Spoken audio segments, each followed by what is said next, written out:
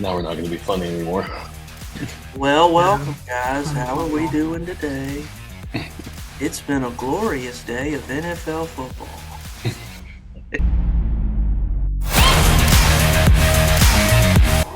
Man, oh man. All right, fam jam. It is another edition of Bropinions. The first time we have all three of us. So anybody that enjoyed last week with Nikki P on the mic, and anybody that has been with us the first couple of episodes with John the Stone, we have moved over to a new YouTube channel. So this will be just for Bropinions.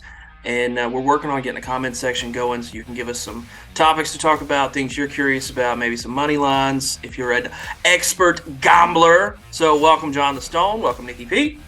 What up, what up? Thanks for having me back. Well, I don't think it's a having. I think we all are a part of this. So I think we're just hosting it. Thanks to John the Stone for the epic HD recording quality we get to enjoy. Yeah, well, hopefully it stays HD as it makes its way through the channels here. So, yeah, apologies to anybody that watched my last video. I have no idea what happened, but the format absolutely sucked. So I will make sure that doesn't happen on Bropinions. Nick brought that to my attention. But so we watched the Wildcard Round. Obviously, the biggest shocker to me was going to be the Bucks. Tom Brady absolutely shit the bed, and yeah, we really saw that coming.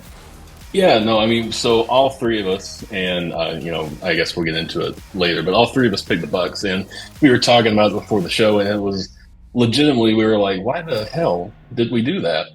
And we were talking about how the whole NFC South has just been a trash can all season long. And then, you let the hype get to you. It's like playoff Brady, and then the Cowboys played like trash, honestly, in the last week of the regular season. So it's like, maybe you can do it. You never want to count them out. And then just when that got just destroyed. So, yeah. I'm sorry, that was an insult to trash cans because trash cans are stable. Lord, that game. I was just going to finish that thought by saying that, so I don't know if it should have been the biggest surprise, but yeah, I think a lot of people were on the Bucks, including all of us, and I don't know if that was maybe it was just a breakdown in the process, but to me, the biggest surprise was actually, and I shouldn't say surprise because I did get the pick correct, but one of my upset picks was Giants over Vikings, but in my opinion, I've said it all season long. The Vikings are not what I forget what their record is, but they're not that team, and they got exposed in this game. And it wasn't Kirk Cousins' fault. Actually, I think his final stat line was actually pretty good. But that team they had so many. I think it was like 11 or 12 one-score games in the season that they just fell on the right side of. So I think that team was just a lucky team all season. So to me, the biggest surprise was the Giants pulling off the upset against the Vikings. You know what was also on the right side a lot was the kicker for the Cowboys, who could not do a damn thing but miss PATs. Yeah, I think it was on the left side. Yeah, it was four in a row. Yeah, 4 in a row. I mean, didn't Jerry literally tweet out, if you can kick footballs and you're in the stadium, come down, we have a jersey for you? Well, I think that was a meme. But I think the Cowboys are looking at kickers right now. They signed one earlier today. They have to be. There was a kicker that had been on 2 teams this year. One with we played 1 game with Arizona and 2 games with somebody else, and he was 5 for 5. And they have flown him into Dallas. I don't remember his name. John the Stone is going to go look right now. I was like, who is this person? But I guess on just a quick review, I will go ahead and say that Danny Pocket Change has upgraded himself to Danny Pennies. After that 1 win, I'll give him an upgrade. I do not think he is at a dime part yet, because anybody with half of football knowledge would not pick him over Burrow, would not pick him over Mahomes, would not pick him over Allen, and if you do, you're crazy. No, I mean, I'm not, look, I love Daniel Jones, and I do think he is Danny Dimes, but, I'm not putting him, there's definitely a tier break between guys like Burrow and Allen and Mahomes, and then Daniel Jones. But he's good enough to get the job done. And I think in this game, and I think throughout the season, he's been just as good, if not better, than Kirk Cousins. Obviously, they got the win. So, I mean, I think Daniel Jones is a good quarterback. I know he got a lot of heat when he got drafted because not only does he play a lot like, but he looks a lot like Eli Manning. So it's like they were just getting the next Eli. But the thing about Daniel Jones and what he is able to do is he kind of has that like Mahomes instinct to where he knows when to run the football and he can run the football. It's just not on the same level talent-wise, which is why I think there's a distinction and a tier break between, guys like that and Daniel Jones. But I'm excited to see what he can do this weekend in this game. And, I think he is a good quarterback. So. Yeah, so what did we cover? We've already said Giants, Vikings. Nick, anything on that game? I've loved Saquon since he's entered the league. I'm really happy to see him get that playoff win. Really happy to see him having a sort of like a bounce back year after dealing with injuries the past couple. It's good to see that.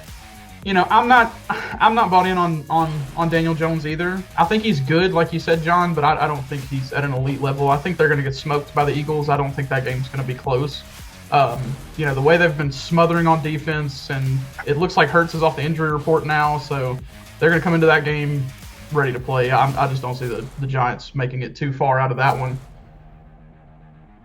Yeah, no doubt. I mean, Saquon had a big part in them winning against the Vikings. And the Vikings were a tough team because they kept winning. And the old fast and furious, winning's winning. So at a point. But, yeah, you kind of expected the other shoe to drop, and then it did with the Giants. So let's talk Bills, Dolphins, because we've covered Cowboys and Bucks, Giants and Vikings. Let's just go up to the Bills and the Dolphins. Mine was clearly to ride the emotions with Hamlin and everything being back in the building, which is fantastic. Very close game. A lot of people want to argue, well, if Tua was in, I don't go on ifs. He wasn't, and I think that goes back to the NFL not handling the first concussion correctly this year. I think it was on the team. I think they have done a disjustice to Tua, and honestly, I don't see him in the league too much. If he gets one more of those, that's potentially career ending to avoid any CTE or things like that. So, I had a big feeling the Bills' emotions would take over, but I'm not huge on, well, if Tua was in, if Tua wasn't in, what do we do? Whatever. I think either way, the Bills were going to win this game. Yeah, that game was a surprise to me as well. More because of how close it was without Tua, like you said. I mean, I was one of those people that thought they probably would have played better with Tua. But now you got to start thinking about, like you said, his future and stuff like that. What does he do injury-wise? What did they do to make sure that these type of things don't happen again? I mean, like you said, there were some protocol failures throughout the league this year, not just with Tua. I think there were some issues with some other players as well. This has been sort of a long-standing kind of running thing with the NFL where, are we doing the right thing with concussions? Are these players getting evaluated correctly? And I think they're doing a better job. But like you said with the Tua thing this year, it's just the ball was dropped somewhere. Whether it was by the team or the NFL, I'm not entirely sure.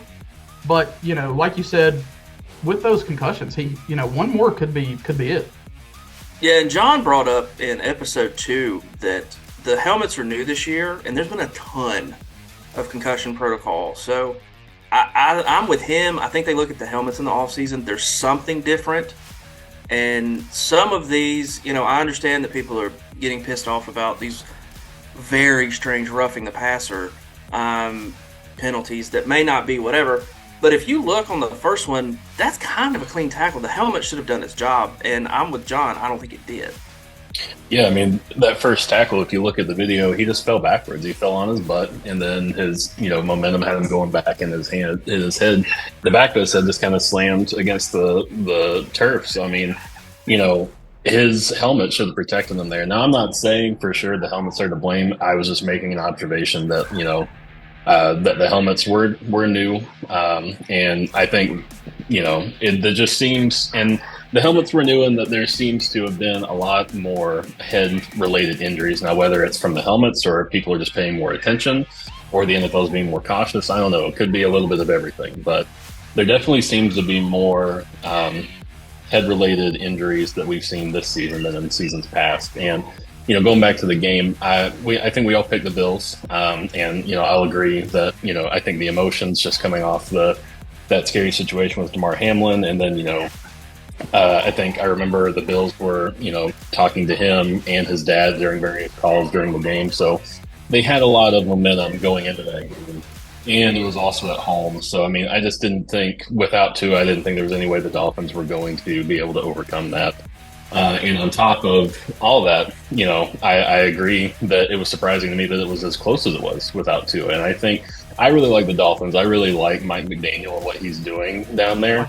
I hope that they... Yeah, right. Ripping a vape on the sidelines.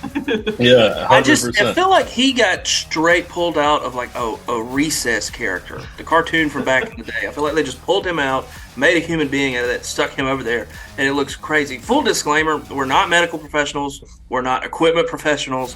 We're just making observations as we see it as more than casual fans of football.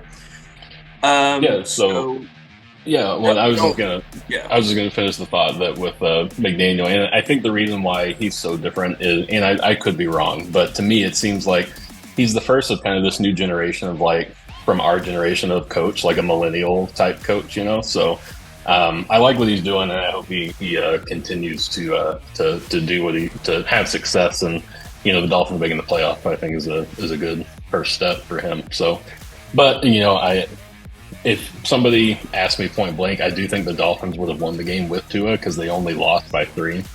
But his future is definitely, we already talked about it, so I won't go into it again. But it's going to be interesting to see what the Dolphins do this offseason, because I think if they sign a quarterback or if they draft one, I think it's going to be really telling for Tua's future, not just in Miami, but in the NFL. The only reason I'm going to say that I think the Bills had it either way is if Tua was in, they wouldn't have pressured so much. They would have played more zone, less man, less blitz, and I think they would have game planned for Tua rather than go after the backup, which is obviously going to make him more uncomfortable. But the Dolphins are a good team. They've had a really good run game all year with the tandem backs. You got the Cheetah, you got Waddle. I do think that the chemistry with Tua, with Waddle, is undeniably an advantage. So, very close game. I think the Bills pull it out, but the defense game planned for who they knew they were going to face. And then going into the Ravens-Bengals, it being a 1, coming down to a 98-yard fumble recovery touchdown, crazy when, the vast majority of it was the Bengals roll, and they didn't. Yeah, that was a crazy game, and I remember watching it, and I remember thinking, as that play happened, I was like, why is he jumping over the top when you're 2 yards out? Just stay down and let the pile push you. And then they returned it 98 yards for a touchdown. It ended up being the deciding thing in the game. So, I mean, I thought the Bengals were going to win anyway. I thought the Ravens, I didn't give them any credit, and then they were very close to apparently like 0.6 yards. I saw some tweet from Next Gen Stats, so that's how close the ball got to the goal line at one point. So they were half a yard from making that a really, really close game and possible upset. So I think, to me, the biggest takeaway from this game on the Ravens side is, what's going to happen with Lamar. Obviously his contract situation has been kind of in flux ever since last offseason. I don't blame him. First of all, let me put it this way. I don't blame him for protecting himself, because with his style of playing the way he plays, a lot of people were saying just put a brace on it and go, play for your team. But, look at what happened to RG3 when he did that. It ended up wrecking his whole career. So I don't blame Lamar for not playing and taking care of himself and prioritizing his health and his future over, this season. I know a lot of people, especially Ravens fans, probably don't like that, but it's just the reality of the game. With his playing style, he has to do that in order to protect his future and his family. And if I was him, I would have done the same thing. Now, the most interesting thing to me is I don't think Lamar is actually back with Baltimore. And the front runner I keep hearing in rumors is he's actually going to come down to Atlanta, possibly. So I think I'd like to see Lamar in an Atlanta Falcons uniform. But I would also like to see a lot of things happen with Atlanta before we get any better. So Right. Yeah, to piggyback on that, I mean, I'm also hearing that he's going, that Atlanta's going to be a strong front runner. For me, I wonder what the Ravens' plan is because, they can franchise tag him. They can tag him. I think there's a tag where basically they tag him, but he can still seek other offers as well. I think the difference. Sorry to interrupt. I think it's called like a tender, so they can put like a first round tender on him. Right. Yeah. Well, they're going to swipe left for sure. See, I see them tagging him because at the very least you're going to get the picks out of him. If you can't sign him to a long-term deal, which I doubt they will. I think John, you mentioned in an earlier episode that contract that Deshaun Watson signed about how the only owner who complained about that contract was the Ravens owner. So I don't see him getting that contract with Baltimore. I think they know that that's not going to take place. If it was going to, I think it would have happened by now. But I think they're going to want their pound of flesh for Lamar Jackson. I think they're probably going to tag him for the $45 million, and then I think they're probably going to try to seek a Deshaun Watson type trade for him. For me, I worry about Atlanta giving up that kind of draft capital, especially when we have holes, like you said, everywhere. I would love to have, Michael Vick 2.0 that can throw better, but it's still terrifying because, he has those injuries. He's not going to get less injury prone as he gets older. It only takes that one crazy hit. Look at guys like Teddy Bridgewater, changed the course of his career. Guys like you said, RG3 changed the course of his career. One of those types of injuries can devastate, especially mobile quarterbacks. So while I would like to see Lamar in Atlanta, I am scared of what it's going to cost to get him.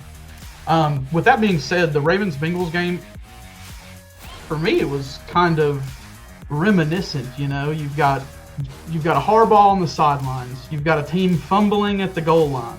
Kind of sounds like that TCU-Michigan game we saw a couple weeks ago. He's going back and saying, Harbaugh, you trash. Yeah, at the end of the day, I mean, it's a weird happenstance. It's a weird thing that both of their teams fumbled on the goal line when it really mattered in the playoffs.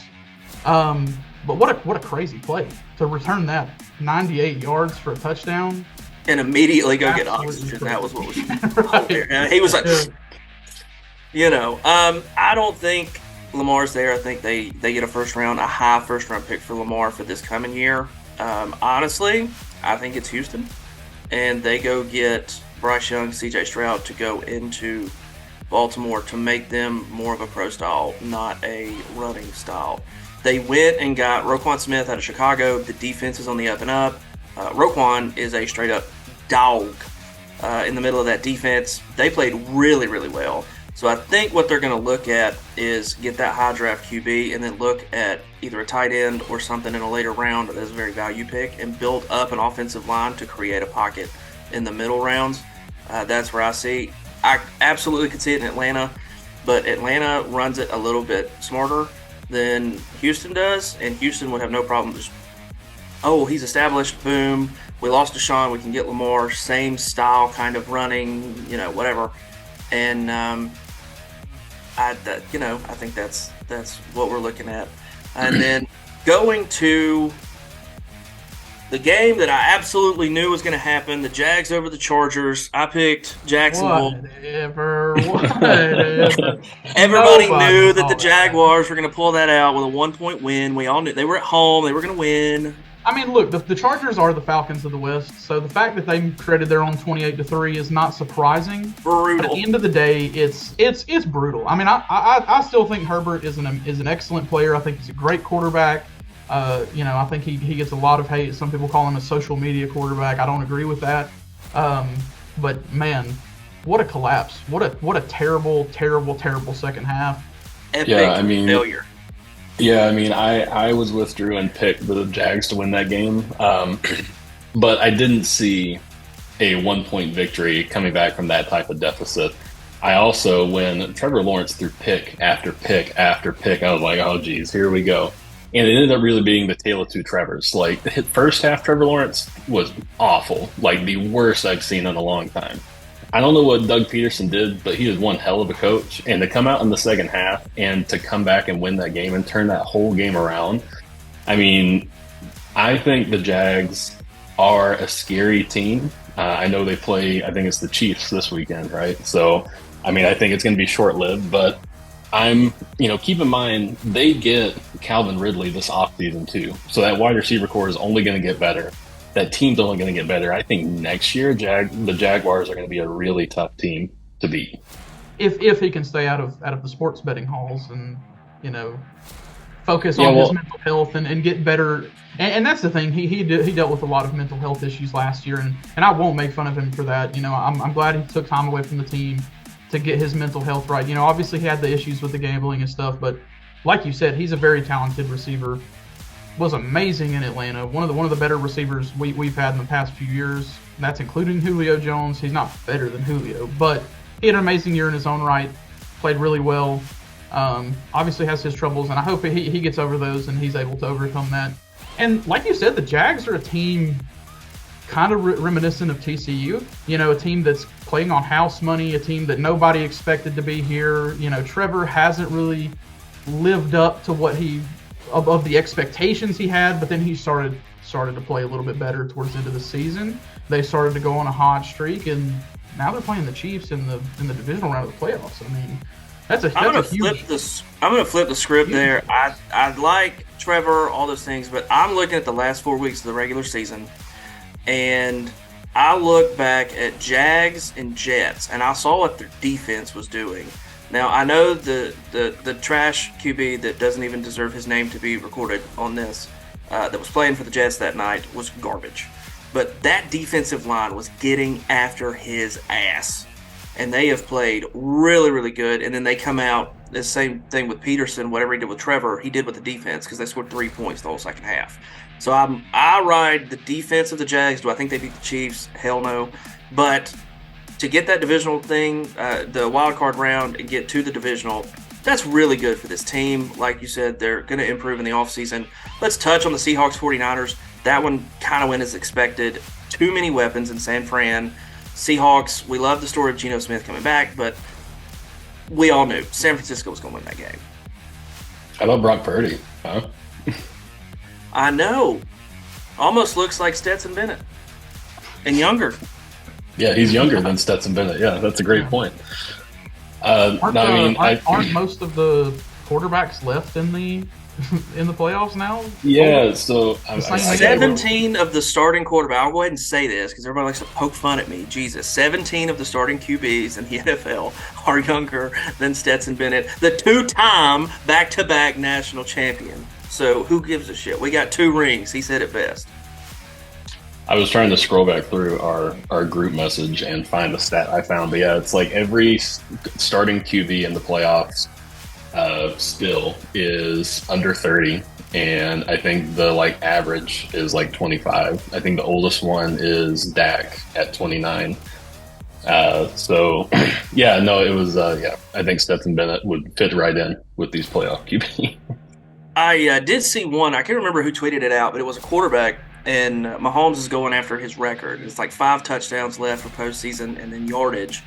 And he said all before he's 28. And the quarterback said, I didn't start a postseason game until I was 28. And it was Kurt Warner who said that. Oh, yeah, Kurt Warner. And I was like, man, the whole thing has changed. I can't imagine playing in the NFL at 23 years old and doing all this stuff. And nobody did back then. But now all of them are coming, and they're just straight out, and the football IQ is going great. So now that we've touched on all the wild card games, let's go look at divisional previews. We've got about 10 minutes left. So let's hit these, and then the last 2 minutes we'll hit the Super Bowl prediction. Let's look at Chiefs and Jags. I think this one is the most clear-cut, at least it is to me. I'll jump in here. Yeah, the Chiefs are they're the biggest favorite on the weekend. They're 8.5-point favorites right now with a over/under line at 53, and this is the 4:30 Saturday game. So I know I do. I'm pretty sure we all have picked the Chiefs to win. I really like the Jaguars, and I hope it's a close and competitive game. But I think playoff Chiefs, Mahomes, Kelsey, I just think it's going to be too much. Even if the Jags can overcome a deficit like they did last week, I think it's just going to be too much for them to overcome this week. So Hardman's back, right, too? I think so. Yeah. So that coming out of the slot, he's disgusting. Not to mention the jet sweeps. That Andy Reid loves to use that play within 5 yards. They also activated, I believe, Clyde Edwards-Helaire off IR as well. They did. So they're getting 2 more weapons back. So yeah, so you I got think it's just Hardman, Darius Toney, Kelsey. My God, Patrick Mahomes. Yeah. It doesn't matter. He's going to win that game. I mean, the Jags may be that team that can come back in the second half, but we saw Patrick Mahomes do it in the playoffs 2 years ago. I mean, they can come back too. I just don't think the Jags have an answer for everything that Kansas City has. It's just an overwhelming team. That's one of the best teams in football for a reason. I think they're going to steamroll the Jags. I don't think it's going to be close. And Arrowhead doesn't lose interest when they're up 20. They're still screaming their head off on second and third downs when they're up 3 touchdowns. So yeah, because Patrick Mahomes is behind center. So I think knowing that he's chucking the football around. Arrowhead kind of overwhelms Trevor, and he just makes the mistakes that he made in the first half with this past game. I think those happen again, but he's not able to overcome it. So. Next one, it looks like, would be Giants in Philly. I think we've all said that the Eagles will win. That is huge on whether Hurts plays or not. I think Minshew can get it done, but everybody feels safer in Philly if Hurts is on the field. So I actually am going to pick the Giants. Oh, dear Lord. The Eagles are 7.5-point favorites. The over-under's at 48. It's a Saturday night game. Hurts is off the injury report. He will be back. But that type of injury that he had, the shoulder strain, one bad hit, and it aggravates it. He hasn't played for, 2 or 3 weeks now. And, look, I'm not confident in my pick, but I'm going to pick the Giants because I like to pick an upset pick. I think the Giants can get it done. I like Daniel Jones more than you two, so I think that's probably why I'm leaning this way. I also like Saquon. I loved him coming out of college. We were in a keeper league at the time for fantasy, and I picked him and kept him for years. So he's one. I had him this year. He was your Todd Gurley. Yeah, right. He's one of my favorite players, and I'm glad he's having to come back here. I think that in Philly, this is going to be a very tall task for them, but I think I can see a world where they get it done. So I'm going to pick the Giants, actually. Going against the grain, pulling a Herb Street. Yeah, I see a world they can get it done, just not this world. Eagles roll. I don't think it's going to be close. I love Saquon. And hey, if the Giants get it done, I love chaos. I would much rather see, a Giants-Bengals or Giants-Cowboys Super Bowl than I would rather see a Chiefs-Bills AFC playoff game again. You know what I mean? So I would like to see it. I just don't think it's going to happen. I think the Eagles win big. Yeah, now in my notes I looked at, I think Jalen will play it well into the third quarter, probably 200 passing yards, 100 rushing yards, but he's going to get re-injured, and that's going to hurt them next week, or them the following week. All right, well, next up, we got Bengals at the Bills. Bills are 5-point favorites, over under at 49, and this is the 3 o'clock game on Sunday. Huge game. A huge game for sure. Obviously, the elephant in the room of, last time these teams played was that Monday night game with DeMar Hamlin and that whole situation. I think it's going to be a very hyped up game, and rightfully so. I think it's going to be a very good game and a close game, but I think the Bills get it done. The Bengals, unfortunately, are just dealing with a lot of injuries on that O-line, and the Bills are obviously very motivated. They're at home. They want to get into that AFC Championship game again, so I think just the motivation that they have just from everything going on, I think they do beat the Bengals. But honestly, I'd be happy with either of these teams winning because I think they're both good teams. So. And here's where you're both simply going to be wrong on this one. Here's my upset pick. Bengals get it done. Bengals get it done. I think Burrow's been here before. He made it to the Super Bowl. The Bills have sort of had those moments where they've been lost in the headlights. Josh Allen has those moments against Patrick Mahomes. He's had those moments against other teams. I think this is going to be too big. I think them struggling against the Dolphins. I think the Bengals are a better team. I think they've got a better offense. Joe Burrow doesn't need an offensive line, John. Come on, man. And then they've got a great defense regardless.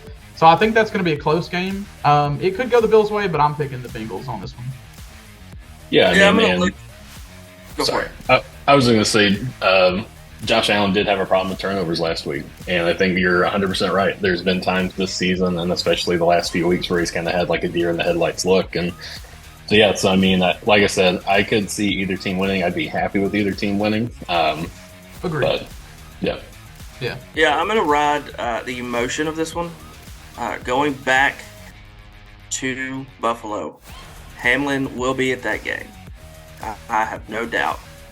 He will be on the motivational side. That defense is going to play out of their mind. Yeah, Joey Burrow's going to make some throws. Jamar Chase will make some catches, no doubt. But when you're looking at that kind of emotion, even in college ball, when a team comes back from an emotional kind of thing like that, and then it's that team that whatever happened, especially on the field, the emotion takes over no matter the skill, and they play up to it. Now I think the Bills get it done, and then they burn that emotional leverage early and may not make it past the Chiefs. But this one, I think they play their hearts out, and it will be an incredibly close game. I'm smashing the over on 49. There's no way it's just 49 points. But the Bengals cover. I think it's probably a one field goal game, but I'm going to ride the emotion on this one. Yeah, I want to go back and just because that's a good point to make, and I omitted that from my perspective. But I do think the Jags cover that spread of 8.5 points. I think the Giants, obviously, I picked them to win, so they're going to cover. And I think the spread is covered here as well on the Bengals side. So, and then I also agree about the experience with Joe Burrow. Of all these starting playoff of all these starting QBs in the playoffs still, there's only two that have been in the Super Bowl before, which is Burrow and Mahomes. And Mahomes has been the only one that's won it before. So I think that's going to play a lot into how these guys play this week and next week. So. Absolutely. And we got our final matchup now, the Cowboys at the 49ers. I think I'm going to go against the green here. I think I'm going to pick the Cowboys. I like the way they played against the Buccaneers. Their defense was smothering against Tom Brady. They played incredibly well. Dak was lights out the entire game. I think the Cowboys are going to turn a new page. I don't think this is the Cowboys of yesterday. I think they're a better team. Obviously, the struggles with the kicker, but I think the rest of the team played very well. I think they're going to ride that momentum into this game, and I think they're going to upset the 49ers. Yeah, I mean, the 49ers not are only so fast, my friend. Let me tell you, the Bucs defense is not the Niners. The Niners hit harder. They're faster. They're going to be at San Fran, and I'm going to go ahead and call the shot. Kittle's going to get 2 tutties. No. Love George Kittle. No. But CMC is going to go off, not only rushing for 150, he's going to have 100 receiving yards out of the backfield. You're talking about a third-string backup rookie playing against the team with the highest turnover differential in football this season. The Cowboys have more turnovers on defense than any other team in the National Football League. They're going to make this kid look like the kid he is. He's about to get exposed, and it's going to happen. I promise. Nah, Jerry Jones curse is going to bite them in the ass. Here it is. Get ready for the Niners.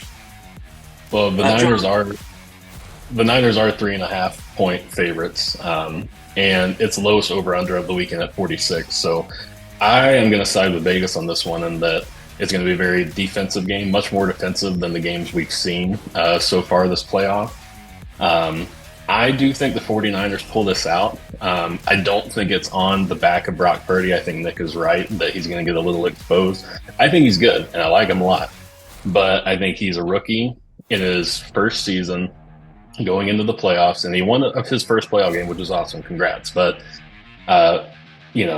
this is a different team. Micah Parsons and Trayvon Diggs. It's just a different level of It's a different, defense. It is. It's a different level of defense. So I think this is going to be, whichever defense plays better is who's going to win this game. Absolutely. I agree with that. I think that Georgia, whatever. That guy. I think that your predictions about CMC and Kittle are wrong solely because it's going to be a defensive game, and I just don't see Kittle and CMC doing that type of damage against the linebackers that Dallas has, and especially Micah Parsons. So I think so I'm agreeing with you, the 49ers win, but I don't think it's going to be, like I said, whichever defense plays better is who wins this game. So don't worry, when both of them come true, I'll send you a deep dish pizza. Fine. So, guys, here we are. We will obviously review it next week, but a quick pick preview on Super Bowl projection and predictions, teams, and then who wins. Well, I'll go ahead and start. So, as of now, I think that we're going to see a Chiefs 49ers Super Bowl, and I think the Chiefs are going to win another one, and that Mahomes is going to be hoisting up that trophy at the end of the game. Nikki P. Yeah, I think I'm going the way of chaos this year. I'd like a Bengals-Eagles Super Bowl. Let's go crazy. Let's go two teams that haven't been there in a while. I'm picking the Bengals on this one because I want to see Joe Burrow get that ring. I'm going to go also with the Chiefs and the Niners. And it's just Mahomes' experience, winning one, being in multiple, all those kinds of things. But I will say, this is going to play out like college football did this year. The AFC Championship and the NFC Championship are going to be very close. And it's going to be razor-thin margins. But once they get to the bowl, Purdy finally shows that he is a rookie. And it's going to be, 21, 24-point blowout by the Chiefs. Oh, see, I don't think that at all. I think a 49ers Chiefs Super Bowl is going to be very close. Whatever spread is going to be covered, because it's Mahomes. Like, I don't want to discredit him, but Mahomes against that 49ers defense is going to be a lot tougher than Purdy having to go against the Chiefs defense. Because I'm sorry, but the Chiefs defense is not what it was. So I think that game is a lot closer than that for sure.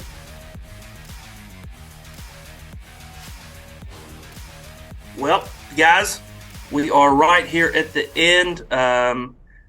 Just a fun prediction that Twitter has been going off on because Texas, the Houston Texans suck so bad that Twitter got into a big old battle over whether that Georgia team that has already whipped ass at a team in Texas could take on the Houston Texans. And as much as I love Georgia, an NFL team is just a different realm of football. It's just not a thing. So does either of you think that a college, even the back-to-back national champions, could keep up with the worst NFL team? No. I heard a clip from excuse me. I heard a clip from a podcast recently, and Derrick Henry from, superstar running back Derrick Henry from Alabama, which is at the time that he was there was basically like a NFL light program. Yeah. He even said that the difference between college and NFL is just night and day. It's not even close. So no, I don't think any college team, as much as I love Georgia, I don't think any college team can go out and just whip up on an NFL team. No. And I'm going to take it off of what Derrick Henry said of how it's just night and day, and there's no comparison. Yeah, I'd be surprised if they scored. That would be more impressive than if they won the game. There's no way they're winning against an NFL team. That's just not happening. It's like saying a high school team could beat Alabama. No. I don't care how good your high school team is. You're not going to beat Alabama. I don't care how good Alabama is. You're not going to beat any team in the NFL. I don't care how good Georgia is. They're not going to beat any team in the NFL. Yeah, because they're still student athletes. They're not, picked out of everything. At the NFL level, that's your job. Your job is to go work out. Your job is to only get better at football.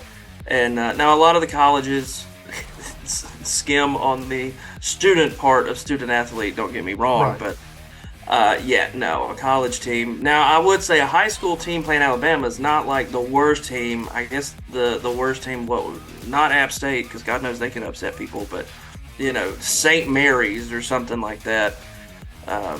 So this has been fun. There you go, guys. Divisional preview of everybody. I'm smashing. The one bet that I'm going to do is smashing the over of the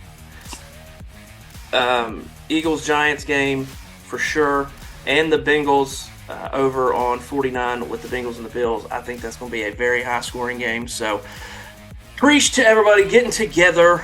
Again, if this is on Bropinions, you can go follow us on Spotify. You can follow us on Apple Music. I'm sure there's some other crazy technology thing that John the Stone knows that I don't. You can check out previous episodes that I haven't been able to upload on Georgia 3 on YouTube. And then I'll let Nick shout out his social if you want to go check that out. That's pretty much the only place I'm posting, so check me out there.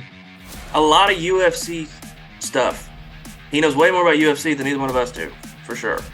And on future episodes, we'll look into hockey. We'll look into baseball. If there's something you want us to look into, like deep dish being obviously better than that piece of trash New York pizza, we'll do that. If you want us to rank other things, we're looking at fun ideas and stuff. So, guys, till next time, we are signing out. See you later, John the Stone. See you later, Nikki P. It'll be next week. Goodbye. See you later. All right, Fam Jam, we are out.